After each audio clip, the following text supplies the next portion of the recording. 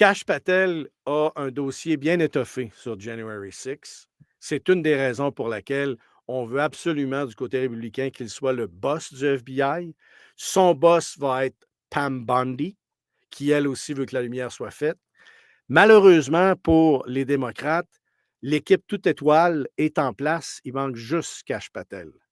Et si ça se réalise, ça va être la panique. Et c'est pourquoi on va devant les tribunaux et on va devant les tribunaux et on va les tribunaux. D'ailleurs, Doge, c'est Raskin, un des représentants démocrates les plus vicieux.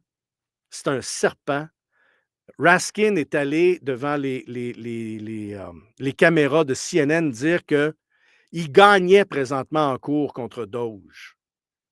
Quand en fait, la réalité, je vais vous le dire, c'est qu'ils sont allés voir 12 juges différents pour demander une injonction contre Doge pour qu'ils ne soient pas autorisés à continuer leur travail.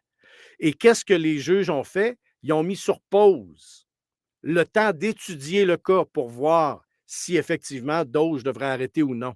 Et que Doge a été mis sur pause temporaire, Raskin est allé et a dit, voyez-vous, on avait raison, Doge ne peut pas continuer. Ce qui n'était pas vrai. Parce que là, la décision a été rendue et le juge a dit, non, c'est beau, vous pouvez continuer.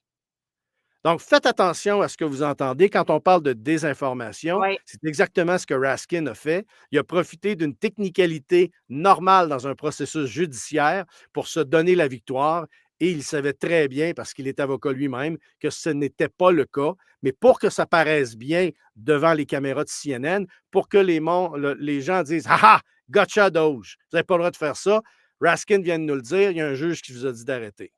Ce qui n'était pas le cas.